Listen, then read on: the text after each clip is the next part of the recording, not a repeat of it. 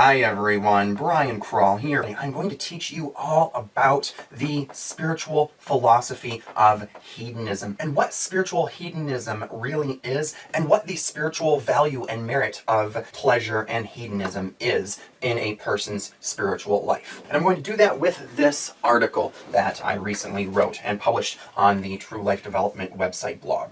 Is hedonism spiritual? Could a pleasure-centric lifestyle actually have spiritual value and not be as wrong and immoral as Christianity says? Well, let's explore the philosophical world of spiritual hedonism and see what hedonism really means spiritually to those who are not rigid Christians who wish to never enjoy the pleasures of life.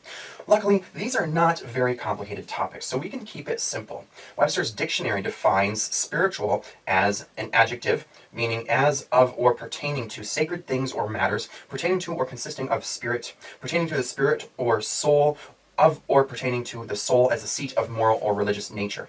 And the definition of hedonism as the doctrine that pleasure or happiness is the sole or chief good in life. And so the spiritual hedonism definition would be: hedonism is the school of thought that says that pleasure and happiness are the greatest spiritual good in life that is sacred to our spirits and will bring us to higher being, as defined by me there. Now, of course, most everyone can agree that happiness is the main good in life and could be accepted by just about anyone as being the main focus or goal.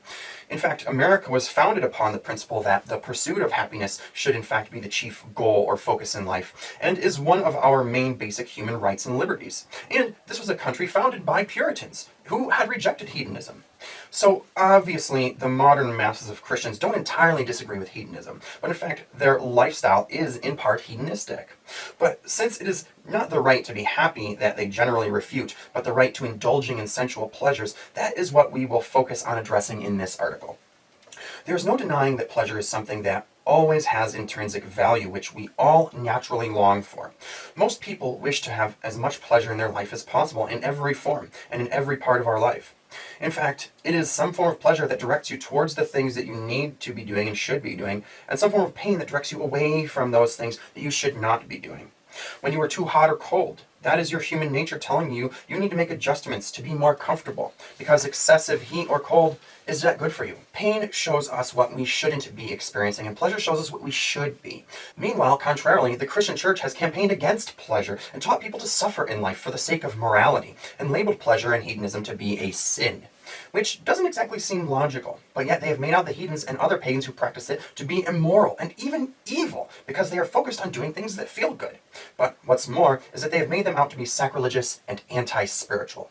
So why is this? What is the real meaning of hedonism and the spiritual value that pagans saw in it that caused them to practice it as a spiritual way of life, the same way Christians practice their religion of self-denial? What is the philosophical and logical scientific basis and nature of spiritual hedonism? The introduction to spiritual hedonism, the basics. Well, let's start with the root of these things, beginning with the root word of hedon.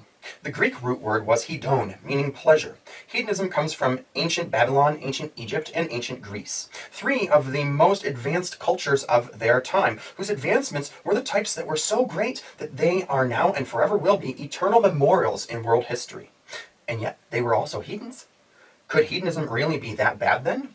It couldn't, could it? Otherwise, why would some of the world's smartest, most successful advanced civilizations that paved the way to modern civilization have been its founders? In fact, in Greece, there was a famous institution called Cyrenaics, which was an entire school that was focused on just pleasure.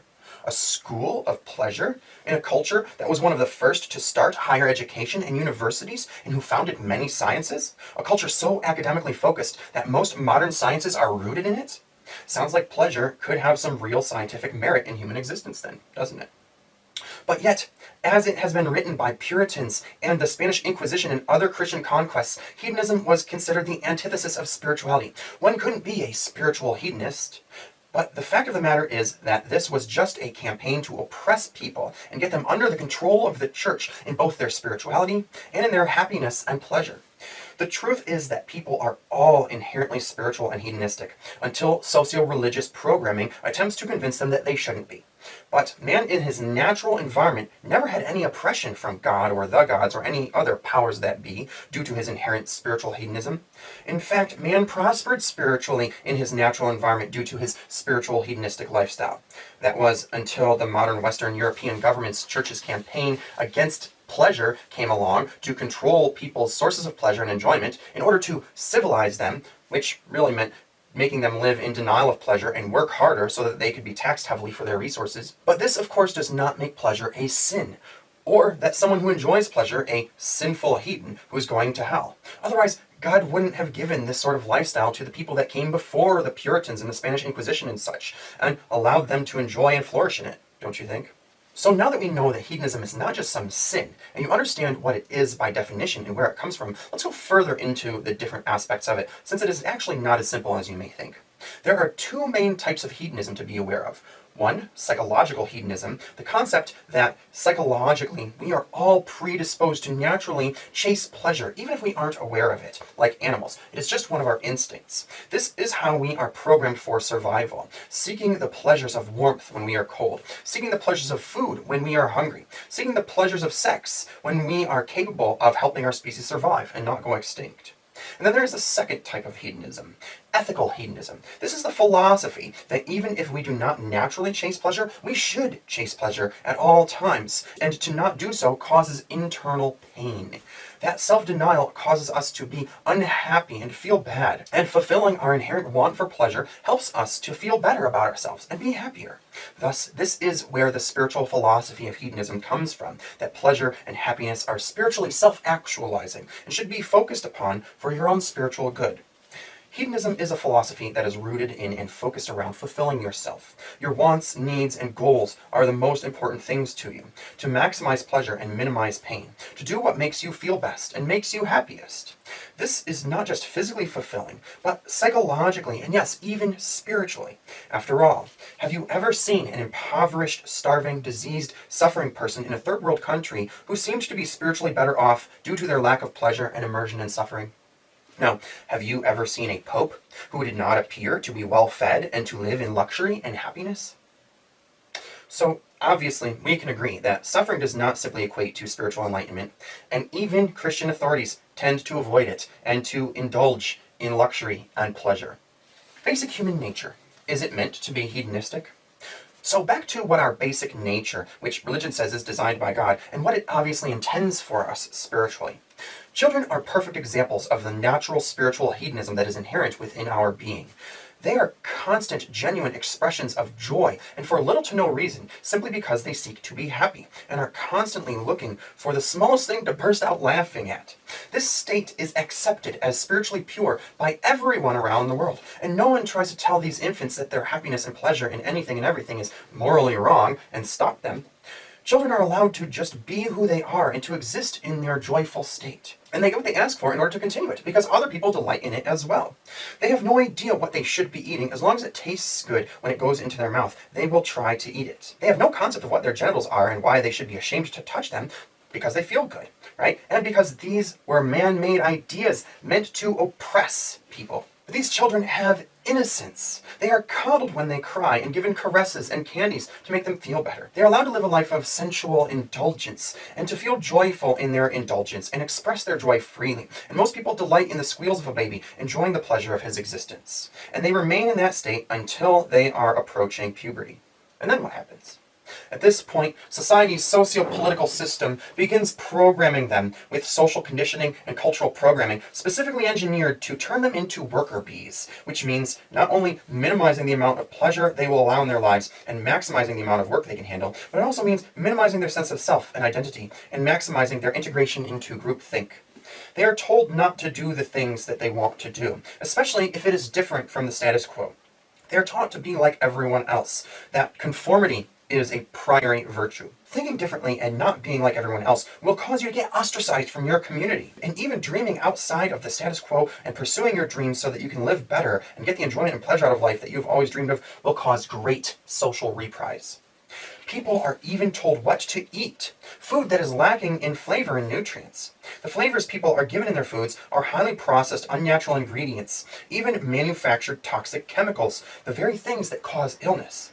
And they are taught to repress their sexuality, for it is taboo, and violating it will cause one to be shamed by their peers.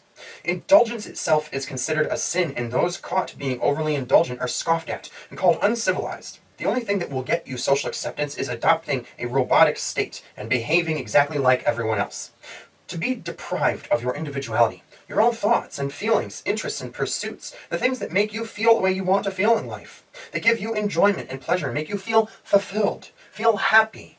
These things must be given up for the greater good of society, or else you are called a heathen, or similarly a heathen, which is supposed to be bad, wrong, and even evil. However, just like the word slut, these terminology are completely arbitrary and simply mean someone who is not subscribing to the oppressive ideation and systematic social conditioning and control of society.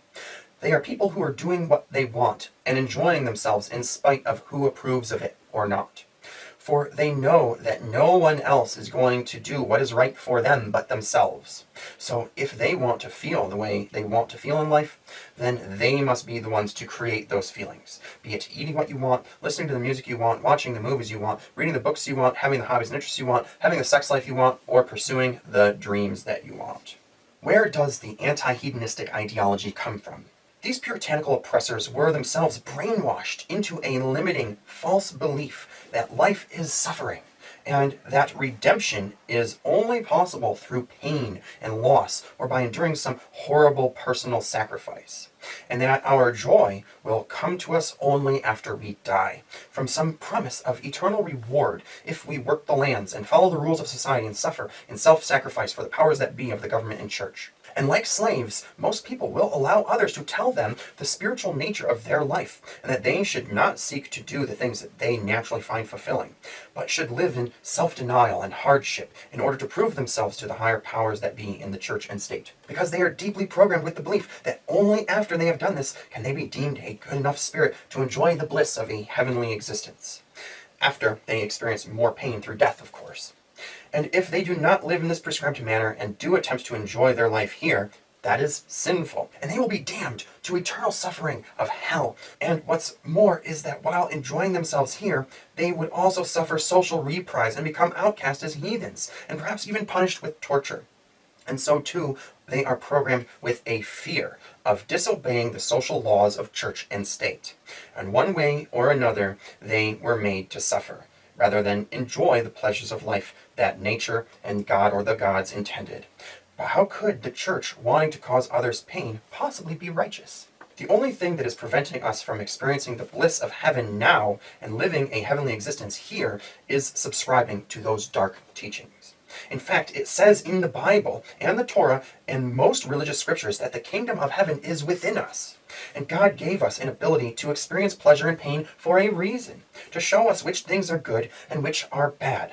Covering up and relaxing with a warm blanket when you are cold and tired, eating a sweet fruit when you are hungry, making love to your partner, laughing together with those you love, listening to music that makes you feel good. These things give such great pleasure and feel so blissful because they are beautiful, positive experiences that are good for us to have. It signifies that we are living the right way.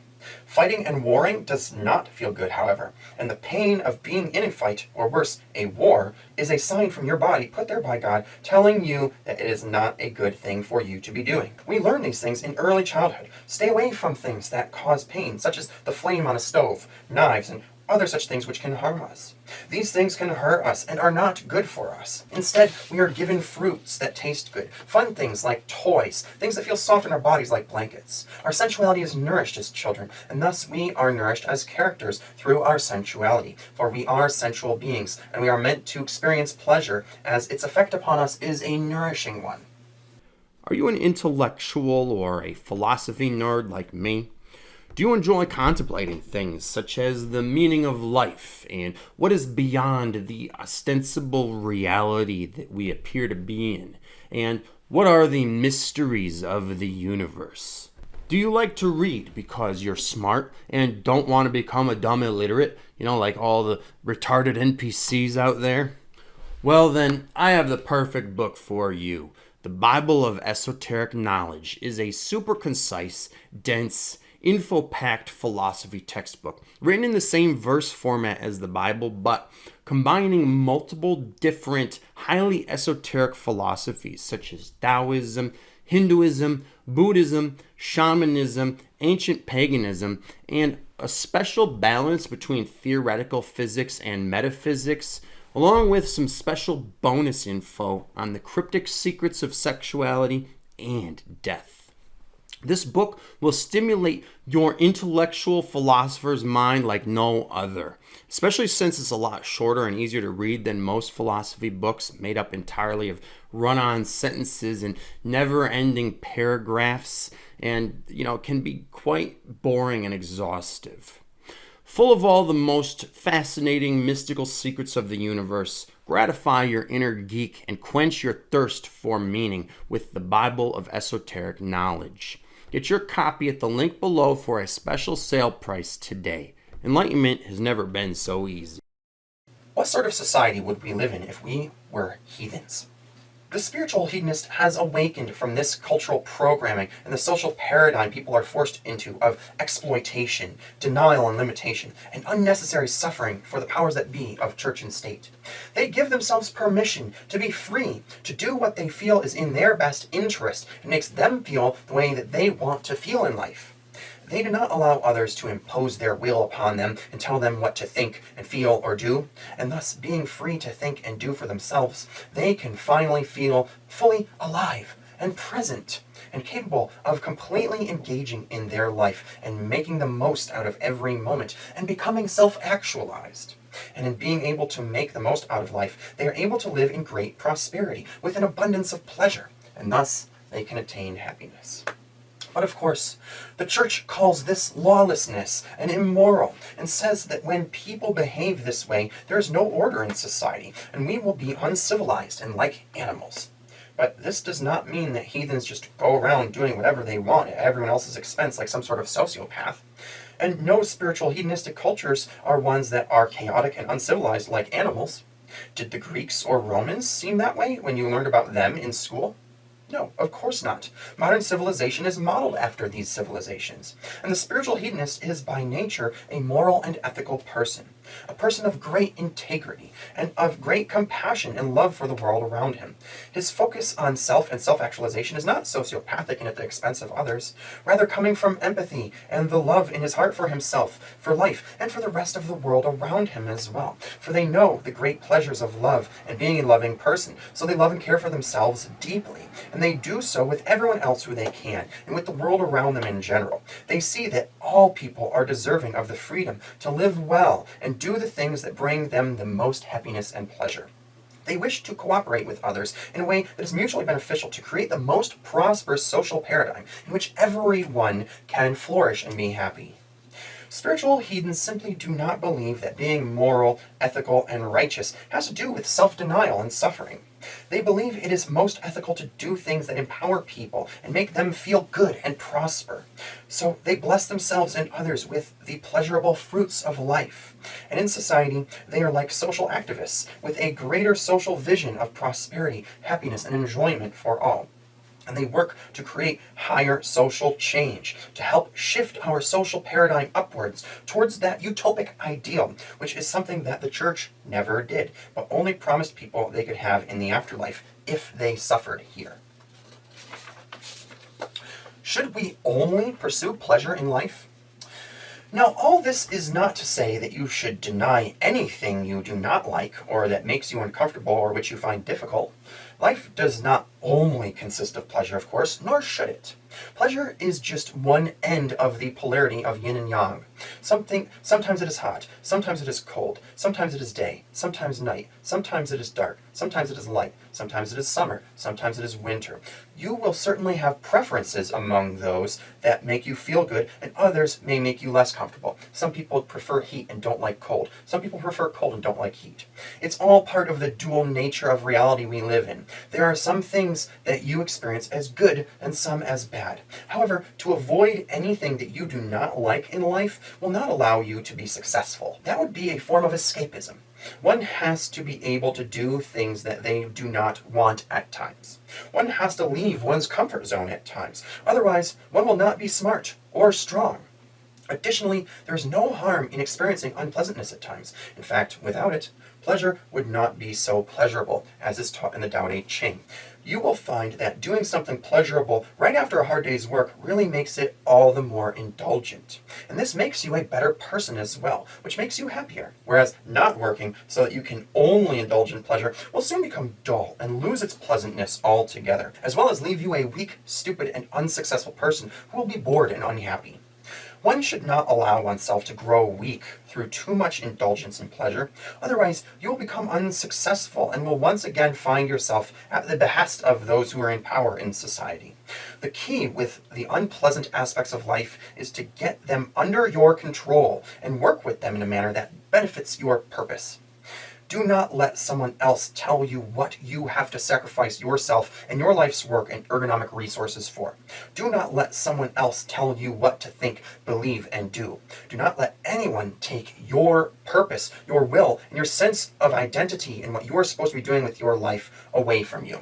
If there is some cause you wish to sacrifice your life's work towards and pour your life force into, then that is your choice to make, and would be a healthy one if you made it for yourself. And it could bring you great pleasure to sacrifice great amounts of time, energy, and labor and other resources into helping this cause that you care about.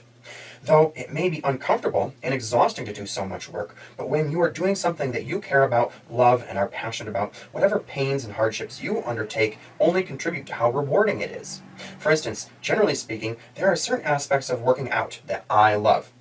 I love the way it makes me feel in my body. I love the endorphin rush it provides. I love the way it makes me look like I am at my best physically and can be proud of my body. I love the energy that it gives me. I love the way it makes me feel like I am in my optimal state. And I feel it enhances my biological system in ways that make me a more sensual and better sexual being as well. And I can indulge in more food without gaining weight. However, some of the exercises are difficult, some are uncomfortable, some feel awkward, sometimes there is pain. And some of the exercises I really just hate to do. But just like with my company, I cannot not do certain parts of my work that aren't my favorite and only focus on doing what I like to do most. That would be immature and irresponsible. We understand as adults that in order to accomplish goals that will have great benefits and bring us to a greater level of reward and pleasure, we have to work to get there. And that does not mean doing only our favorite part of what needs to be done. To start a business and create wealth and abundance, you need to be able to do things like accounting, even if you hate math like me. You just have to do it. Just like how you can't only live off of sweets such as chocolate and fruit, you need to eat vegetables too. So hedonism does not mean focus only on pleasure like a drug addict who's dropped out of society and only seeks to get his fix. Pleasure should not be an addiction that causes you to be irresponsible and lose control of your life, but it certainly can be seen as the greater good and something that we seek and use to enrich our lives and reward ourselves with in shameless ways. And that is very empowering. And so, as you have seen, that pleasure is part of polarity and not an absolute, and there is what is called a pleasure paradox. Pleasure is not an inherent normality to us. It is a single end of polarity, and having too much of it causes your life to go askew.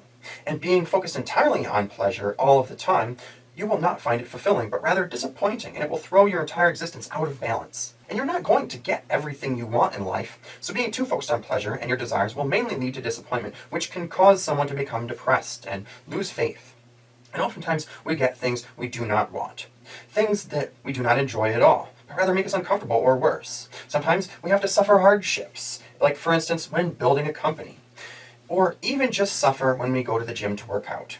It is the want for pleasure, and only pleasure alone, that causes hedonism to become unhealthy and self-defeating, because it would cause one to neglect one's health and eat only chocolate cake instead of fruits and vegetables. It would cause one to become a prostitute rather than a business person. So what is the hedonistic lifestyle? What does hedonistic living look like? Not all things that are on the opposite polarity of pleasure are bad. Some things that cause discomfort and may be difficult are actually good and important. No work of beautiful art wasn't without a serious amount of self-sacrifice and hardship poured into it for the sake of a hedonistic beauty. Building a company may cause a lot of difficult situations and hard times that may not be pleasurable, though they often are if you are doing what you love, so it is a mix. And then, of course, after making your way through these times, you are rewarded by the pleasures of great success, accomplishment, wealth, prosperity, renown, power, self-actualization, and all of the pleasures that the fruits of your work bring you. Since hedonism is all about the individual and their fulfillment through whatever it is that will make you feel good, this does not just mean basic sensory pleasures such as eating chocolate and having wild kinky sex, etc. This means that a hobby or interest can bring you pleasure, such as being an artist or a vintage car collector or a cigar aficionado. An artist certainly takes great pleasure in creating works of beauty to share with the world, and then sharing that beauty with the public and getting praise and renown for it. Being a culinary artist like me could give you great pleasure, and you could even take great pleasure in putting in the huge amount of work that it takes to start one's own restaurant. In fact, people can take pleasure in their pursuits if they are things that they are passionate about, being an entrepreneur or business person. One could even take pleasure in working a lot because they take great pleasure in doing their life's work and take great pleasure in getting handsomely rewarded for it and becoming successful and wealthy. So you see, one way or another, living a healthy, driven, growth-oriented, successful lifestyle is hedonism because it feels good to do so. In fact, nothing brings the businessman more pleasure than watching his company succeed and give him the wealth to live well. And these pleasures are far beyond the baser pleasures that hedonism is accused of being addicted to by Puritans, even though those base pleasures are still just as important to our existence and spiritually pure as well. What is the nature of the transgression of pleasure? Think about this. Where would we be without pleasure? Where would mankind be? Without pleasure, would you be happy? Do you not need some form of pleasure to be able to eat your food? Or would you possibly quickly become malnourished and slowly fall into health problems and starve over time? Without pleasure and the ability to relax and enjoy yourself after a hard day of work, would you be able to stand going to work and living your life that way? Or would you possibly go insane from having to work every day and never having any recreation or relaxation or enjoyment whatsoever? And when it comes to sex, if sex was not a pleasurable act, but was the shameful one that the Puritans wanted everyone to think it was, would we have been able to become the dominant species in the world? If sexual pleasure was really that shameful, everyone would be as miserable as the Puritans, and like the Puritans, we would all soon go extinct. Because think about it, where are the Puritans today? They are no more. Because of the fact that they were taught to not enjoy sex. And when people are so sexually oppressed that they take no pleasure in it, their bloodlines go extinct. And so when sex is something that we can't enjoy, the human race is in danger of extinction. But of course, not before suffering horrible sexual issues that also cause other social and physical health issues. Issues which are so powerful when people are programmed with sexual shame that even many generations after the Puritans instilled their social conditioning and then left the world, the remnants of it are still plaguing humanity and causing sexual issues in the people today, hundreds of years later, which still lead to widespread social and physical health issues. Because pleasure is good, and when we stop ourselves from experiencing it, we become unhealthy. Would anyone be motivated to do things that are vital to sustaining our existence if there was not the involvement with pleasure in some way to compel us to do so? No, because the pleasure is what offsets any of the inconveniences that may go along with survival. That you know in your mind, your heart, and your body that these are things you should be doing. But if those feelings of pleasure that inspired and motivated us to do these things were to cease, the human race would lose interest in doing anything necessary for basic survival and would become instantly extinct. You see, it is our pleasures that tell us what to do in the world and how to do it. Pleasure is the main motivating factor in life that keeps everyone alive and doing the things that can help you to not only feel good and self-actualize, but to grow and become successful in society. And it gives everyone in society those same compulsions to take action in cooperation with everyone else in forming big businesses, cities, political movements, etc. It is the pursuit of pleasure and happiness that has built civilization, and where that pursuit is transgressed, i.e. the Puritans, communities crumble and ethnic groups become extinct. In fact, there are medical terms for people who are not able to experience one or more of the pleasures of life that psychiatrists and other doctors give them. Depression, trauma, anger, injury, mental illness, etc. When someone is not able to experience pleasure, it is because they are disordered. It gives them an inability to function like a healthy, normal human being is supposed to, and thus their quality of life is reduced to near nothing, and oftentimes they do not even want to live. They are not able to feel or be the way they want to because they do not have the necessary pleasures or capacity for pleasure in their life. Pain is an indicator that something is wrong. Just as if you are burning your hand on a burner on the stove, you must remove it quickly. If you are living in pain, there is no virtue in it. You are being told to stop doing what you are doing, that what you are doing is wrong. It is indicative that something within your body or mind or lifestyle is disordered and needs to be fixed and made right. This is why doctors give medicine to depressed people or people who are experiencing other pains to try to make them feel better. Pleasure as higher attainment.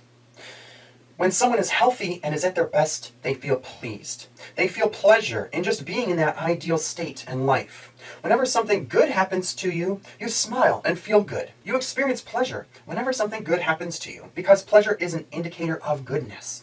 And when you are doing something that causes pleasure, you know you are doing something good. Why do you think it is that eating fruit, which is so healthy, gives you such sensuous pleasures to do so?